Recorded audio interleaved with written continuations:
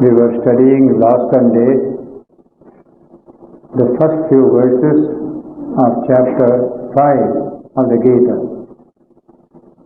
particularly in response to Arjuna's question, Sannyasa Karma Yoga, which is better, more excellent.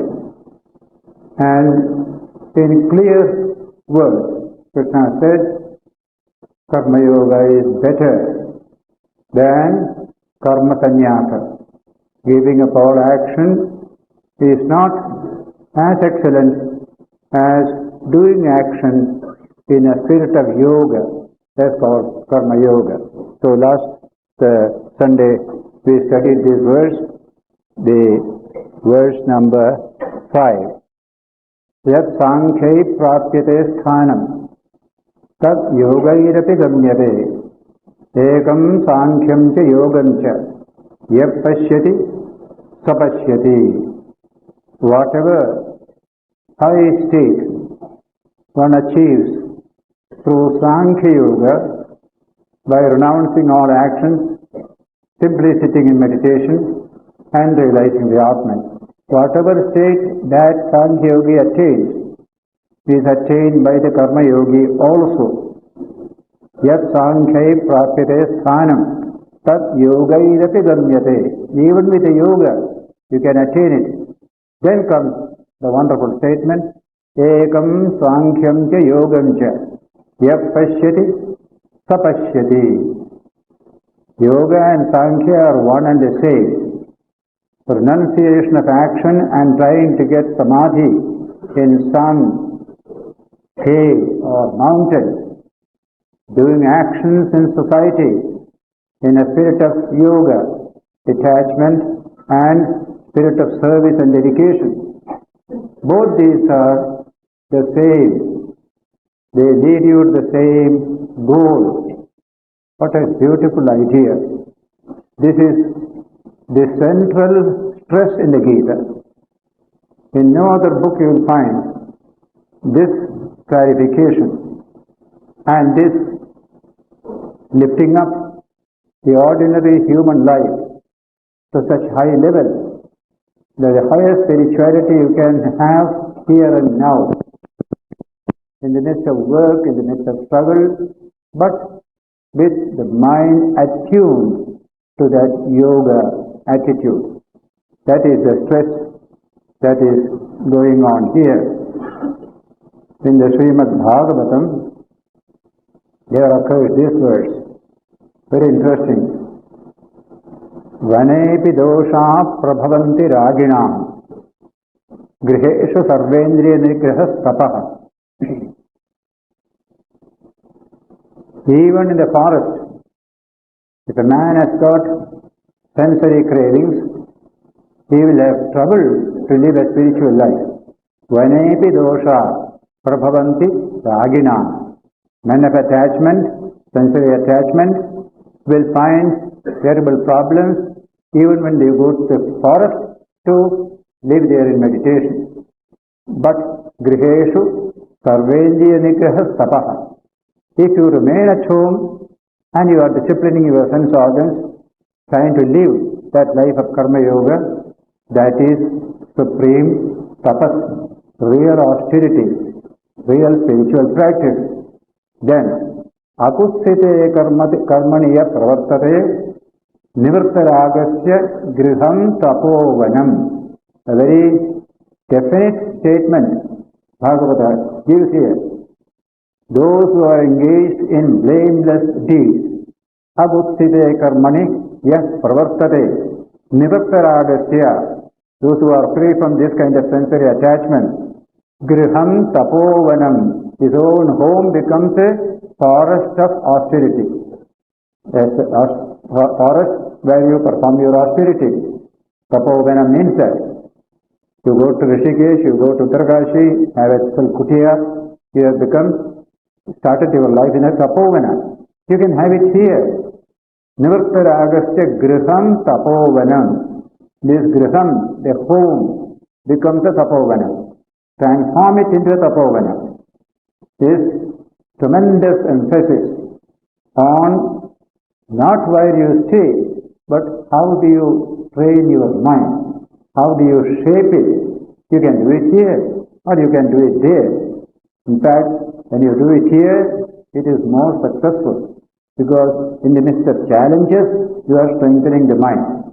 If there is no challenge, there is nothing to strengthen. If the mind is not distracted by anything, there is no challenge to the mind. What you achieve is poor. But in the midst of challenges, you are able to pacify the mind, then it is wonderful. It is just like we sannyasins do not carry money. That is the rule. Swami Vivekananda traveled all over India without touching money. That is the old system. Now, without touching money, you develop detachment for money. But handling money, can you still be detached? That is much greater. A bank officer has to deal with crores of rupees. It passes through his hand. It doesn't stick there. Though very often it is sticking in India. But the rule is, you pass on this, it's not yours, it belongs to the public. You are only handling, that's all. That is also true with regard to a householder. He is only handling the money. It goes on. That spirit of attachment is not there. And if you can do so, you are better than the one who says, I don't touch money, therefore I am clean and pure. You handle money, still you are clean and pure. What a beautiful idea. More challenges are there before you. You overcome them. Now these ideas come again and again. In the Bhagavatam, Mahabharata, and the Gita also it comes there. So this is the stress Krishna is placing, that everyone can rise to the high spiritual level. He has only to take into account this particular subject in the midst of his day-to-day activities. He should not get lost in day-to-day activities and pleasures and comfort, forgetting to train his mind to rise higher and higher and higher. There are higher levels to attain. So the one clarion call of all Vedanta to every spiritual seeker is, don't stagnate at the physical level. Don't stagnate at the sensory level. That is the animal life. Man has the capacity to go beyond this level. So continue to march on, march on, march on. Don't stagnate. That is the only message. It doesn't condemn sensory life. It doesn't condemn our day-to-day actions for earning money, running our household. Not at all. There is no place for the devil in the whole of Vedanta. They are all great, they are all good, but don't stagnate, don't stagnate. That stagnation is called samsara. Don't be a samsari. When you stagnate at the sensate level, then you are a samsari. Otherwise you are in samsara. You are struggling, you are developing. Just like a baby develops. Eating, drinking, pleasure, then slowly developing desire for knowledge. Goes to school, reads books. If he stagnates at the baby level, playing toys, he has grown up physically with mustache and beard, everything, but still he is playing toys. That stagnation is very bad for man. He must give up the toys, lead mind to higher levels of seeking knowledge and excellence. In that kind of march, you also find a stage where you will go beyond sensory limitations. Try to go beyond all this samsara or the sensory world. Then you realize your own true nature. The tremendous possibility is hidden within you. God himself is hidden within you. That knowledge will come to you. That's called tapas. Through tapas you can achieve all this. That tapas can be done in the household. It doesn't mean a dry asceticism. Not at all. You are enjoying your day-to-day life. You have society. You can smile, you can enjoy everything, but you are not stagnant at that level. You are going higher and higher and higher. Even if you are an educated person, you can play toys with children. There is no harm. You are encouraging the children thereby, so that you will never become an ascetic of that dry type. Ramakrishna always said, don't be a dry ascetic. Mother, don't make me a dry ascetic. That kind of asceticism which we usually associated earlier with a very wry face, not even a smile, not even pleased to see a baby in front. That kind of asceticism has no place in Vedanta. Though many Hindus do practice this kind of asceticism, some of the people at whom I have seen, when they begin to read the book of religion, till then they were smiling, they were enjoying, they were talking, they could make fun. As soon as they start reading book of religion, they become very grave. Nobody can approach them. There is no place for that in the Vedantic teaching. You continue to be full of cheer, be happy to meet with people. There is a divine in them also. Don't become a dried up ascetic. That is where this teaching has a tremendous significance. March on, march on. Don't stagnate, don't stagnate. There are so many heights to conquer. That's why the clarion call comes in the Gita as it had come in the Upanishad, Katha Upanishad. Uttishtata, Jagrata, Prapya Varan, Nibodhata. Arise, awake and stop not till the goal is reached. That goal is perfect realization of the divine hidden in all of us. And the divine in me is also the divine in you. There is only one divine, undivided, existing in apparently divided things, as the language of the Gita in later chapters. Avibhaktam vibhakteshu vibhaktam ivachasthitam. That infinite Atman is one and undivided, Advaita. But it appears to be divided in you, in me, in all. This knowledge comes to you. I am one with all. I am the infinite Atman. I am one with all. Just like space is undivided, but it becomes apparently divided by putting the walls around you. So you have got a hall, you have got a building, you have got here, this, everywhere. But space itself doesn't know this limitation. That's where the Atman is compared to space in our physical experience. What a beautiful. Space is ever clear, ever pure, nothing can taint it. The Atman also is the same. So Akasha becomes a symbol of the Atman. In the Upanishads you will find. It has all the qualities of this except consciousness. If consciousness is added to Akasha, it is Brahman. So in many places, Brahman is Akasha. Akasha is Brahman. This statement you will find there. So, this achievement is open to all. There is no time limit for it. This life must keep some great ideal in front of itself.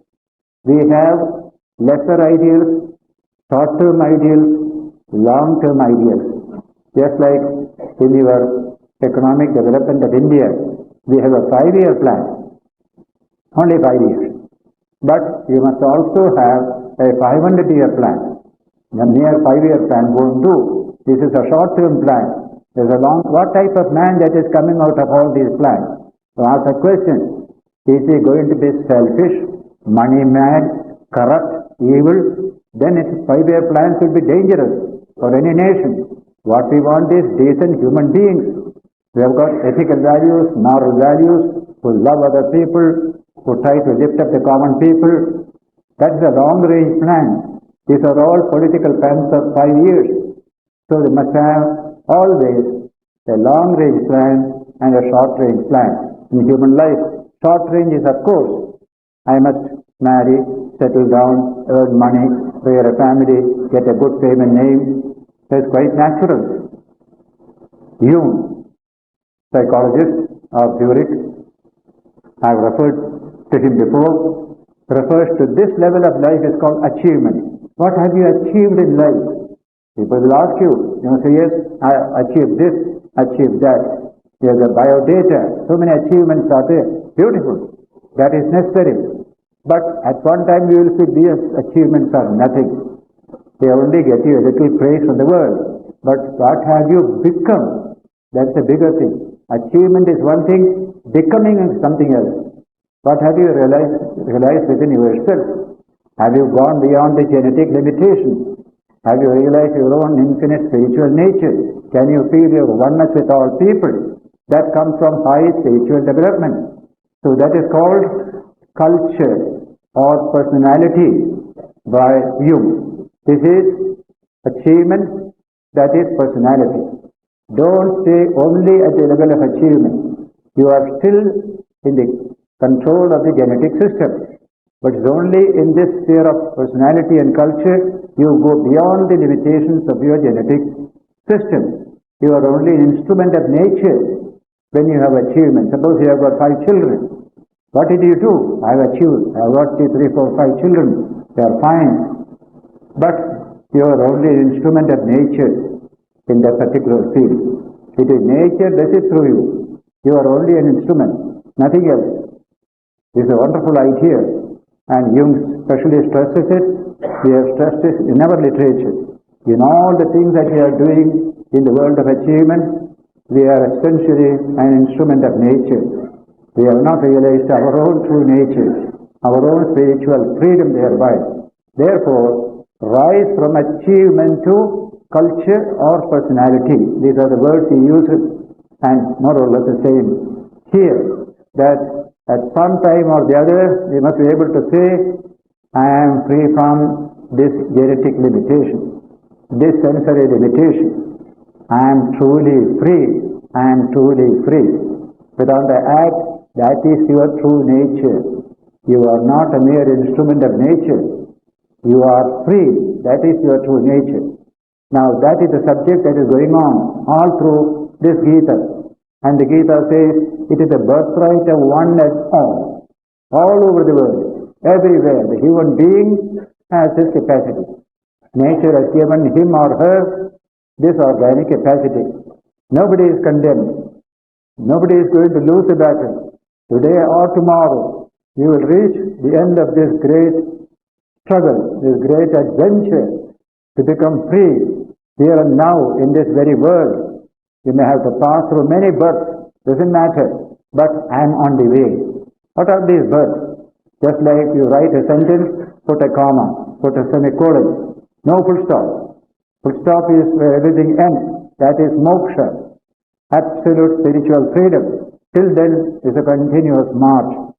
I am in that great line of pilgrims towards that highest spiritual realization. So, Krishna is telling in the next verse, today which we have to study, verse 6, Sanyasastu mahabaho dukhamaptum ayogataha yogayukto munibrahma nachirena adhigacchati.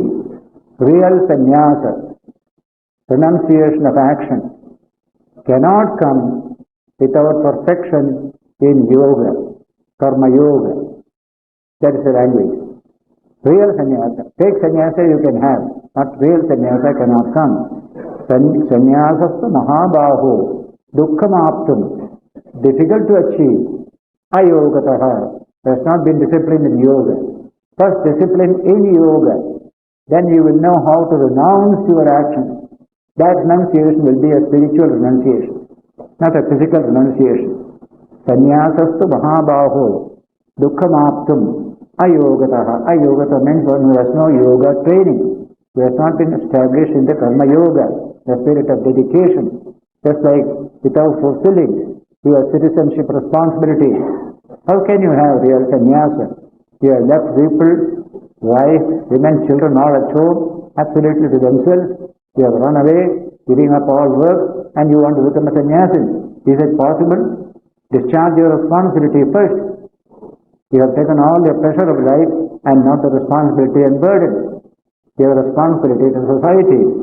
Never forget these things. As Vivekananda said, he uses 2 terms, manhood, sainthood. Don't try to become a saint before you become a man in the true sense of the term. Manhood and sainthood. Sainthood raised on manhood will be genuine. Sainthood without the manhood below will be fake sainthood. And we have been after that in this country for centuries together. Fake sainthood. Put on a dress, you become a saint.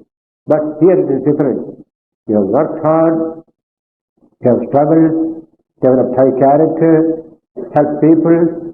You feel you have become a man in the true sense of the term. Then you become a saint. This strengthening of the I is needed to develop citizenship qualities and responsibilities. Develop this I, expand it, feel one with all. That is the first stage of human development. And last stage is renounce that I once for all. God alone is. There is no I at all. So renouncing the I cannot come without training the I and strengthening it. Otherwise it will be a fake renunciation. Vivekananda said this, dealing with our people. Everybody wants to be a saint in India. Nobody wants to be a man in India with that good human relations with others. It is like he said, a poor man comes to me, Swamiji, I want to become a sannyasin, a monk, a saint.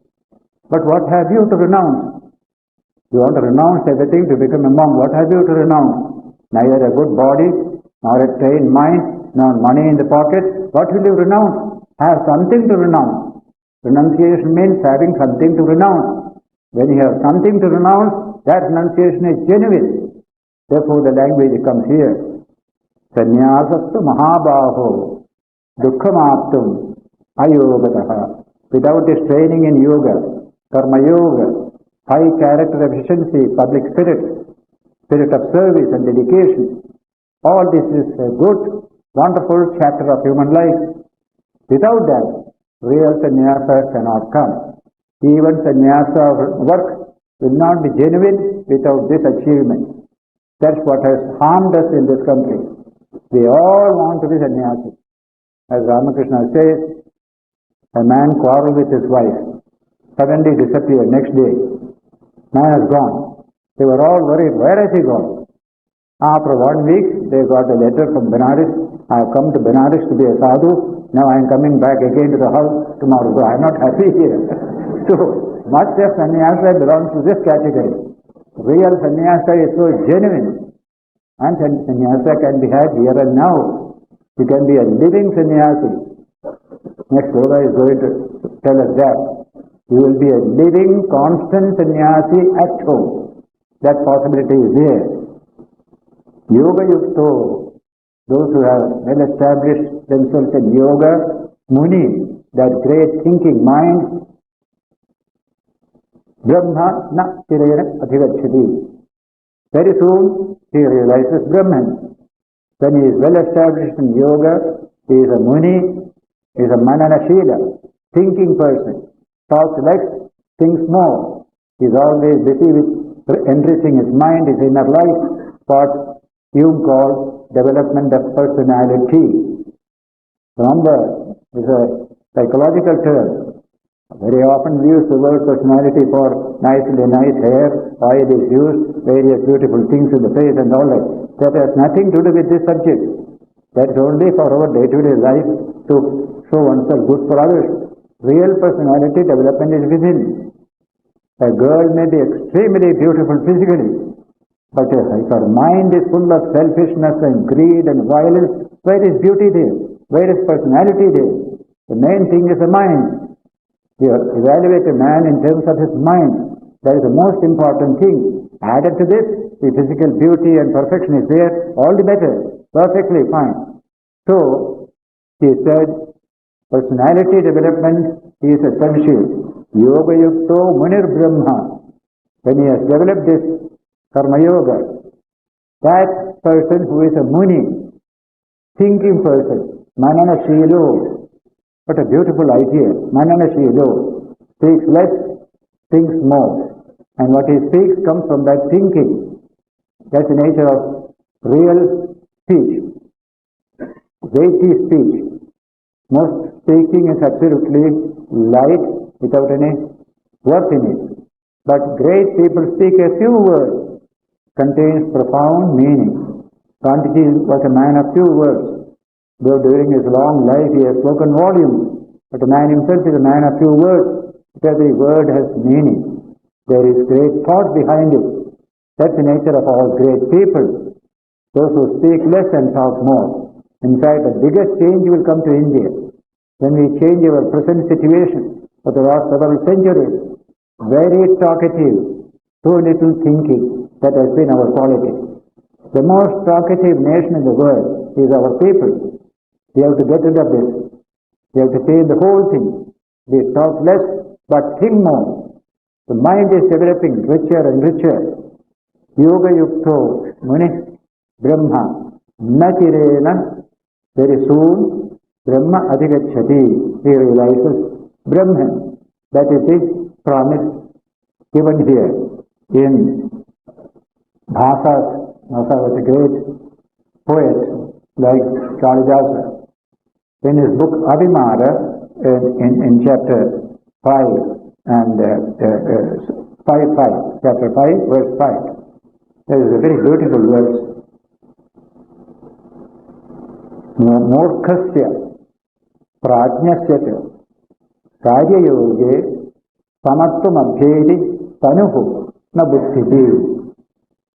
If a fool and a wise man are working, look at their work, you find they are the same people. Look at their minds, they are so different from each other. Prajnasya morkhasya cha karyayoge, when they are actually in work, samatvam abhyeti, they are equal. At what point? With sharira, with deha. Physically, they look alike. But do penetrate into their minds, what a world of difference between this man and that man. Prajnasya morkhasya.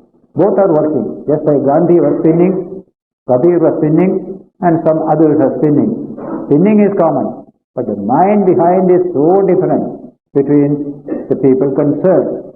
So in all these matters, the main thing is the state of the human mind. Is it filled with love and compassion? Is it filled with purity and devotion? Is there strength in it? Is there peace in it? All that is the most important thing so far as mind is concerned. And then you work. Any work. Washing, cleaning, sweeping. They have seen Pujari working in temple. Just imagine a Pujari working in a temple. It's a very high job he is doing, but his mind is so poor. He is always looking at your pocket, how to get more money. So what is use? Mind is very poor. The work is very high. So it's not the work that makes a man high or low. The attitude behind the work, the mind behind the work. As I said in the Secretariat lecture in Hyderabad 2-3 years ago, do a clerk's work, but not with a clerk's mind, but with the mind of a citizen of free India. In all departments this applies. The work becomes great when done by a great mind. The work becomes small when done by a small mind. It's not work that is great, but the mind that is behind the work. So, this Bhasa's Abhimara puts that subject in beautiful words. Prajnasya murkhasya cha karya yoge. See, but a wonderful thing. Samatvam abhyeti tanuhu na buddhihi. Tanu means the body. Buddhi looks alike. But mind is entirely different if you can penetrate. The mother cooks food for you. And the maid cooks food for you. Cooking is the same. But the mind is so different between the one and the other. So that is the most important thing so far as man is concerned. Karma Yoga deals with that subject. How to make this mind rich, how to make this mind pure, how to make this mind unlimited. That is the work we have to do. How? In the context of work itself. We are handling the mind in the context of work. Normally nobody does so. When we are working, we are busy with the work. We neglect the mind. But no. This work is meant to educate you, to train you. What a wonderful thing it is. Work as a center of education. It's a very important thing. It's not reading books only, education. But the work that you do, the human relations you have, they are all centers of education for you. That's how you grow. Total education. Constantly growing richer and richer within you. A rich man within. What a beautiful idea.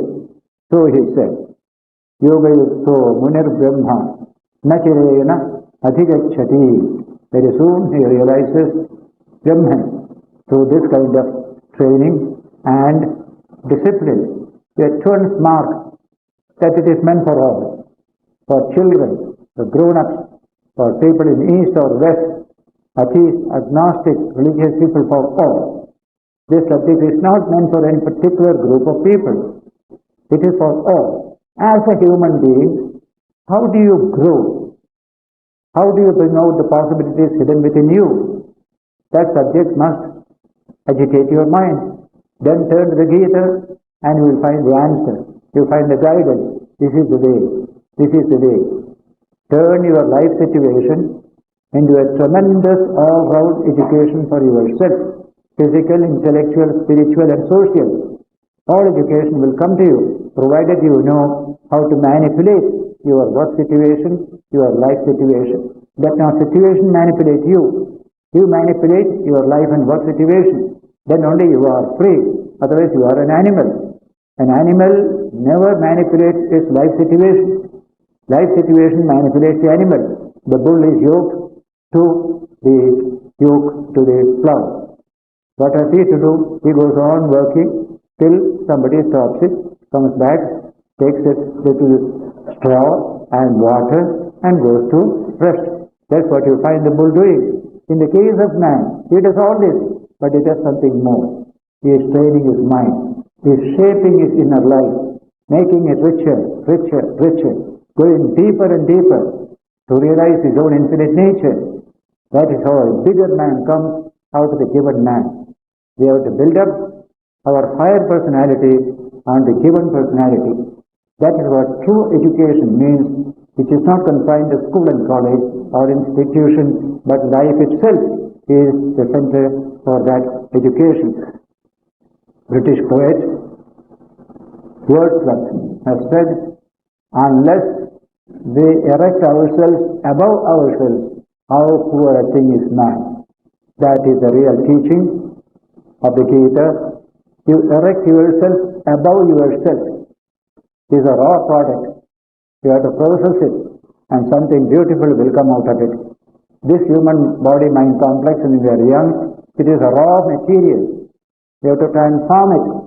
That whole transformation process is education. Religion is only the higher part of that education, but it's a continuous education.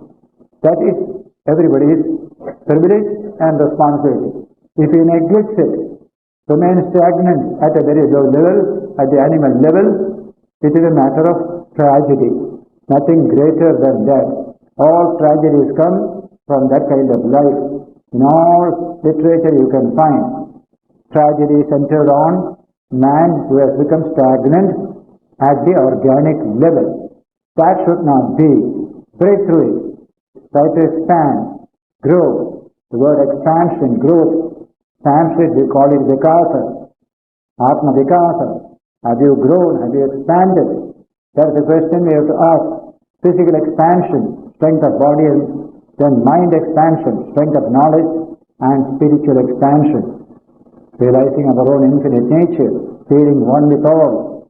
What a beautiful society will come when majority of people are on that path of expansion from this to that, from physical to the spiritual. That is a really well-developed society. Truth does not pay homage to any society, ancient and modern. Society has to pay homage to truth or die. There is a sentence in Vivekananda's lectures in America. No truth can pay homage to society. Society has to pay homage to truth and develop itself.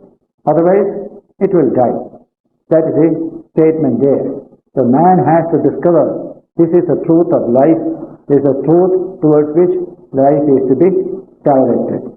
Then he said, Yoga Yukto Munir Brahma, Yoga Yukto Vishuddhatma, Vichitatma, Jitendriya, Sarva Bhotatma Bhotatma, Kurvanati Nalityate. That constant emphasis, the sign coming now in this verse also, that is verse 7. He says, Yoga Yukto, one who is well established in this Karma Yoga, Yoga Yukto, Muni is a Vishuddhatma, pure in mind, Vishuddhatma, Vijitatma, has conquered his body, and Jitendriya, who has conquered his sensory energy system. Such a person, he has used use this life situation to achieve this. Such a person, Sarva Bhutatma Bhutatma, he feels himself one with all. See the language. You do not feel you are confined to this tiny organic system. You have expanded it and made yourself feel one with all. That infinite self you have realized. Sarva Bhutatma Bhutatma. The language is Sarva, means all. Till now you were an isolated individual. Then you became a social individual. With a little development of spirituality, you felt your oneness with others, you served other people, you became a good citizen. That's also spiritual expansion. But the highest expansion comes, you feel one with all. The sufferings and joys of others are your sufferings. There's only one Atman, I realize that truth. Sarva Bhutatma Bhutatma. Such a person, Kurvannapi Nalipyate. Even though he is constantly performing actions, he is never tainted. He is ever pure. This is the challenge given to us. Heaviest work. 24 hours you can work. There is no tainting at all. Because this truth has been realized. I am not this tiny body. I am not the sensory system.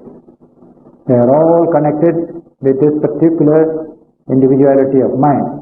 I am the infinite universal self of all. I have realized this truth. That person is unique. The whole evolution of man is in that direction. From the particular to the universal is the evolution of man.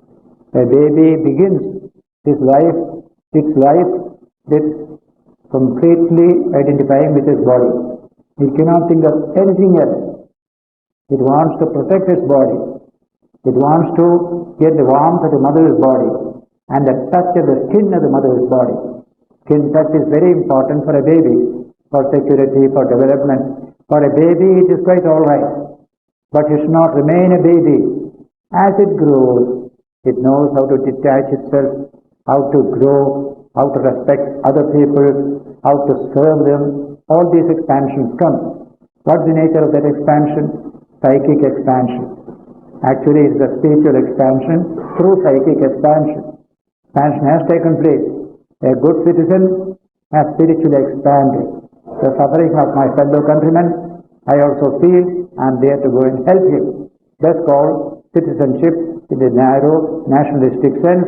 Today, it refers to citizenship of the whole world, where the world is one. The earth is one. They call it the mankind awareness, which is relevant to this 20th century and the succeeding centuries. In all these matters, when you go beyond your own ego, your own organic limitation, you expand your sense of I. That first stage of expansion is social awareness, a concern for others. That is spiritual. And this, when you continue further and further, Sarva Bhutatma Bhutatma. I am the self of all beings. I am one with all. It's an extraordinary development. A few only have realized this kind of highest unity with all. A Jesus or a Buddha. Their compassion had this as a base. Shiva in our literature is of this nature. He is one with all. He is full of compassion, you say.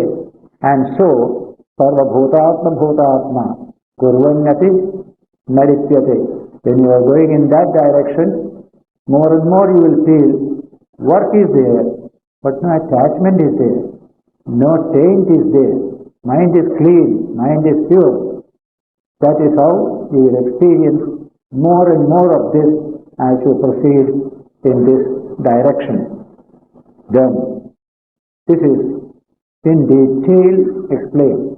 Naiva kinchit karomiti yukto manyeta tattvavid. The one who knows the truth, tattvavid. Tattva means the truth of life, Brahman. Those who know this, they must think like this: I do not do anything. Naiva kinchit karomiti. I am not doing anything. So a lot of work is being done. I am not doing anything. Naiva kinchit karomiti. Yukto, the yogi, always manyeta tattvavid. The knower of truth, the yogi, must think like this. What all things you are doing, what all things are included in such doing, everything. So in 2-3 lines, he gives a sample. What is that? Pashyan, Shrinvan, Sprishan, Gachan, Ashnan, Vanchan, Shwapan, Shwasan. Pralapan, Visarjan, Jighan, Unmishan, Nimishan, Nati. Indriyan, Indriyartheshu, Vartanta iti, Dharayan. All activities are mentioned there in a sample form. The knower of truth, being centered in the self, to think, I do nothing at all. Those seeing, hearing, touching, smelling, eating, going, sleeping, opening and closing of eyelids, breathing, speaking, letting go, holding, convinced that it is the senses that move among the sense objects. What is being done? My sensory system is handling the sensory objects, and I detach. This knowledge will come. This has come in the 3rd chapter also. Indriyan, Indriyas are busy with the objects of the Indriyas. I am nowhere there, I am detached. And yet, even though this capacity has come to you, you can bring your mind to associate with all these activities and feel warmth and zest in life along with others. Both you get. The capacity to detach can be added to the capacity to attach. Then only you are truly free. They say that somebody taught a boy to climb a tree, and he climbed. He said, come down. I don't know. Nobody has taught me how to come down now. I am in that condition. So most people are of that. They know how to attach. They don't know how to detach. But the perfect man knows how to attach, how to detach. Both. He can enjoy life with others. He can smile. He can talk. He can encourage people. By himself, he is perfectly detached as well. This capacity must come to each one. Capacity to attach, capacity to detach. That is called freedom. If only one is there, it is not freedom. If both are there is true freedom. So here is a senior man in the house. He is very detached, but he can play with children, he can talk with people, he can enjoy everything. And yet, essentially, he is detached and free. That is called a fuller life. Otherwise, merely an ascetic attitude, I am free, I am detached, you cannot smile when others are smiling. That is not true freedom. It has gone into some sort of another type of stagnation. So here is that Yoga Yukto Vishuddhatma Vijitatma Jitendriya Sarva Bhutatma Bhutatma Kovannati Nalipyate. Even though you are working, you are not tainted by that work.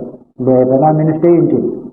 Some dirt is attaching to your body, that's called lebana, or to your skin. Naiva kinchit karomiti yukto manyeta tattvavid. Pashyan, Sunvan, all these various activities that we do to our sensory system, he knows I am not in touch with all this. I am detached. I am detached. The sensory system working in their own way. They become automatic in that way. That kind of thing. That move among sense objects. Senses are doing it. Not I, but my sensory system. He has separated the two.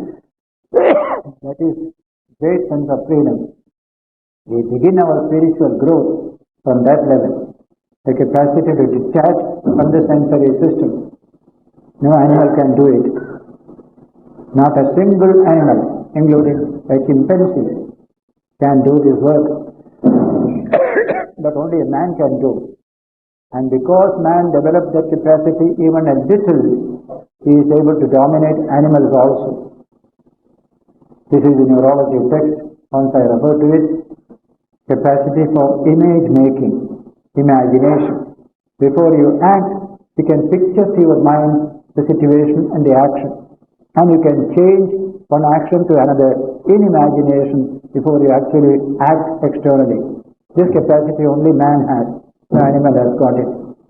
Neurology calls it capacity for imagination, image making. It is that makes man dominant in nature. No animal has it. So I am quoting the famous neurologist of Bristol, Gray Walter. If you don't accept what I say, I will only ask you, suppose a tiger or a lion had developed this capacity, what would be the result? We won't be here to answer that question. Any animal that develops this capacity will dominate. That's the power of imagination, detaching from the sensory system and studying what is what, then reacting in an original way, not merely as action-reaction program. So input and output, that is normal way. Your input, imagination, thinking, judgment, then output. That makes a world of difference. There you find you are really detached. The beginning of detachment is there, but develop it further and further and further. Most people do not do beyond this. That is why they suffer. So all that idea comes here in this wonderful statement, Kurvannati Narityate. Even though you are working, you are not at all tainted by the work or its results. And next sloka, number 10, is the confirmation of all these what we have studied so far. Brahmanyadhaya karmani sangam tekva karotiyaha lityate nasapatena patmapatra nivambhasa. This is a well-known verse of this chapter, verse 10 of chapter 5.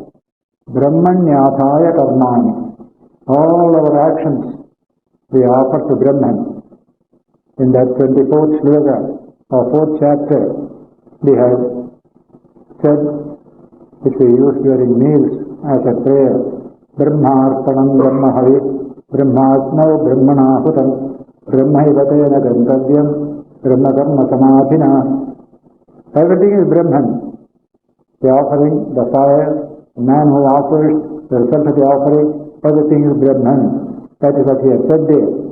Here, 10th verse says that all your actions, they are offered to Brahman. Everything has come from him, from that one infinite spiritual source. Everything can be given back to him. What has come from you, I give back to you. Brahmanyadhaya karmani. Sangam tektva, giving up all attachment. Karotiyaha, he who does so, lipyate vasapapena. He is never touched by sin, any type of sin, by this tremendous attitude. Just like Patmapatram iva ambhasa. The lotus leaf is in water, water doesn't touch it at all. That is a very famous example in all our literature. Patmapatram iva ambhasa. Ambhas means water. Patma is lotus, patra is leaf. So the lotus leaf is never wet, so it is always in water. Take it out, all water is gone. Similarly, this man is in the midst of heavy work. Work doesn't touch him, doesn't taint him. What a beautiful idea. This anybody can try and realize for oneself whether it is true or not. That's why these are all verifiable truths. Therefore they are science. Science of man in depth. Anything that you can verify is scientific. A mere belief without subject to verification cannot be science. Belief, when verified, then it is true, scientifically true. So the Gita teaches many truths about man, which are verified and verifiable. Some people have verified it before, and it is placed before you for your verification. Try and see 1 step, 2 steps, how far you are able to verify this particular truth. So, Brahmanyasaya karmani, sangam tyaktva karoti yaha lipyase nasa papena. Such a person is never touched by sin, never free. Patnapatra vivambhasa. Like water doesn't taint a leaf of a lotus plant, though it is always in water. It never gets tainted at all. That's a great state of mind. If there is no egoism, it says, and all actions performed merely with the action of the sensory system. He himself is not concerned with it. He is entirely free from it. He is too big to be absorbed in a little action. That is the nature of this wonderful spiritual realization. You can say therefore, as in the Bible, Jesus Christ says, or St. Paul says, I live. No, the Christ that liveth in me, he corrects himself. I live, but no, the Christ that liveth in me. That is a real realization. So the Brahman, he is there. I am one with him. That is my true nature. So all the work I does not do any tainting on me. So this is the famous verse 10, which is capped by the next verse 11. Similarly, Kayena manasa buddhya kevalayindriyayirapi yoginah karma kuruvanti sangam tyaktva atmashuddhaye. Yogis perform work, yoginah karma kuruvanti sangam tyaktva, giving up attachment, atmashuddhaye, to purify the inner life. This is the stress. Yogina karma kuruvanti. Karma yogis do plenty of actions in order to purify our inner life. What kind of actions? Kayena manasa buddhya kevalayindriyayirapi. Kaya means the body. They do bodily work. Then manasa, mental work. Buddhi, reason, exercising reason and discriminatory faculties. Not only so, kevalayindriyayirapi, even ordinarily by the senses also, they work plenty, and yet they are yogis, they are purifying themselves through all this work, there is no attachment. So this is the stress. Yogina karma kuruvanti. Karma yogis do karma all the time. The body, the senses, the mind, and the buddhi, etc. But the object is to purify the inner life so that we can manifest our divine nature. The divine nature is always there. Nobody can destroy it. This is the indestructible nature of man, the infinite Atman. That is the most inspiring message of Vedanta, that anything may go wrong with you, but not the Atman. He is always pure, ever free, ever awakened. That is the nature of the Atman. But in our day-to-day life, we neglect it. We are busy with the sensory world, sensory actions, all these things going on. The Atman is always there, neglected all the time. Now no more neglect. I am going to recognize that profound dimension of my personality. Therefore, this is the constant stress in Vedanta. Even now, when I am ignorant of the truth is there. Ignorance doesn't abolish the truth. Remember that word in scientific language. Ignorance doesn't abolish the truth. Even in civil life we say, ignorance of law is no excuse. You committed a crime against law. I didn't know that law. It doesn't matter. You have to pay for that action that you did. Similarly, scientific truth. It is a truth. Fire means hot. You put your hand, you must get hot. You must get burned. There's a truth about it. Ignorance doesn't make any difference so far as the truth is concerned. So in this way, about man there are profound truths. The profoundest is that you are the eternal Atman, ever free, ever pure, ever awakened is your true nature. Shankaracharya puts this sentence in a fine place in the Sutra Bhashya, commentary on the Brahma Sutras. Nitya Shuddha, Nitya Buddha, Nitya Mukta, Paramatma. Nitya Shuddha means ever pure. Whatever impurities you may have, they do not affect the Atman. Only they affect the body, senses and the mind. Never beyond that. So Nitya Shuddha, Nitya Buddha, ever free, ever awakened. Just like the sun, ever bright. A little cloud coming here doesn't affect the sun. Sun is always bright, that is your true nature. Then Nitya Mukta, ever free, ever free, ever free. I don't experience it because I have not thought about it. I have not worked towards it. I have forgotten it. That's what you are doing. But the true nature is this. In no other literature will you find this high status of man proclaimed. Even in the state of ignorance, even in the state of bondage, you are ever free. You are ever illumined. That is your true nature. Let people realize this truth. In the Brihadaranyaka Upanishad, Shankara's commentary contains a profound word. Prat Brahma Vijnanadavi Sarvo Jantuho Brahmatvat Sarvabhava Apannaha Paramarthataha. Even before the realization of Brahman, every being is Brahman and therefore he is one with all. Even before realization of Brahman, you are that Brahman. As constantly the Upanishads will say, you are that, you are that. Tattvamasi, Tattvamasi. A profound truth about man, according to some of the modern scientists as well. You are free, you are free. If you are not free, you can never be free.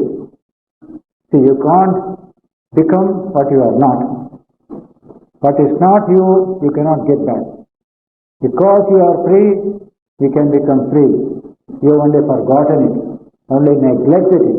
Don't neglect it. Don't forget it. Work towards it. That is a special emphasis in Vedanta.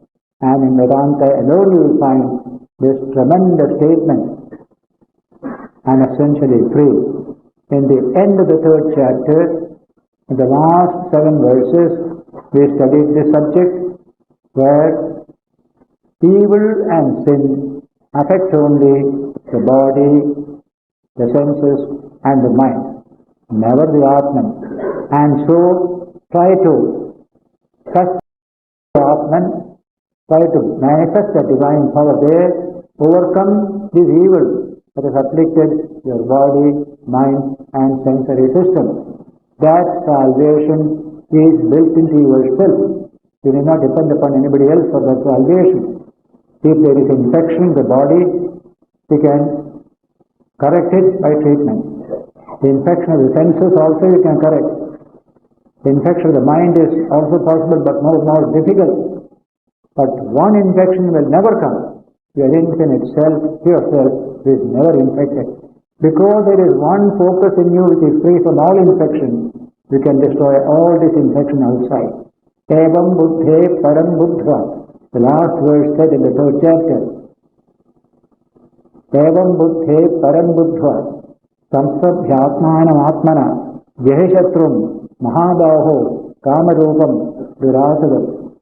Thus, realizing the Atman behind the buddhi and controlling the rest of the body and mind system.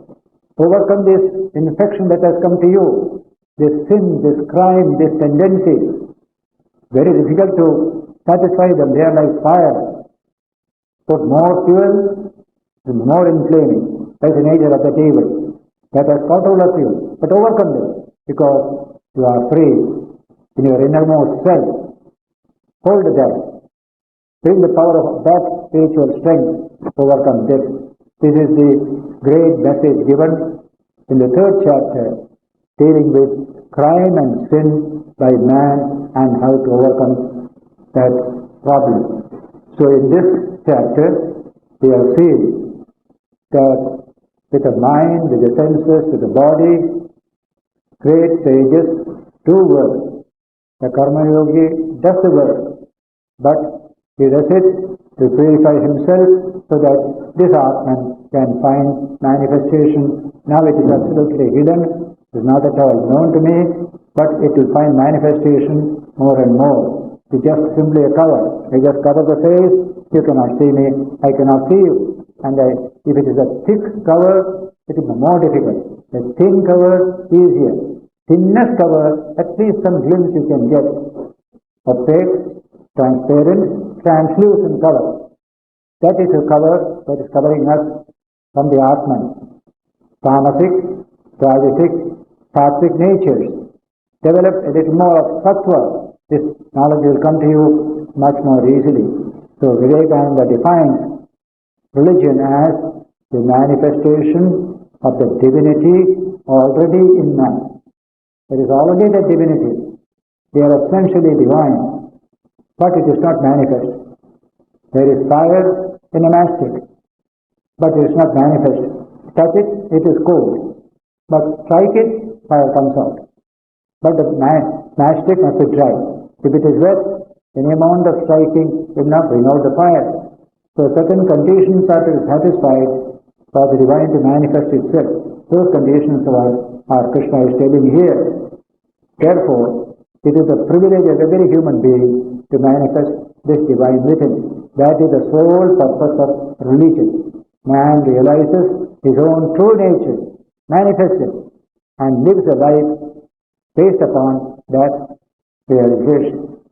Everything is here and now, not going to some heaven in some particular place here and there, not at all. All here and now. In this chapter, a few verses later, you will get that word, Ihaiva, Ihaiva, Ihaiva. Here itself, here itself, here itself. What can be more rational? What can be more practical? What can be more universal than this message? We shall continue this message of the 5th chapter when we meet again next time.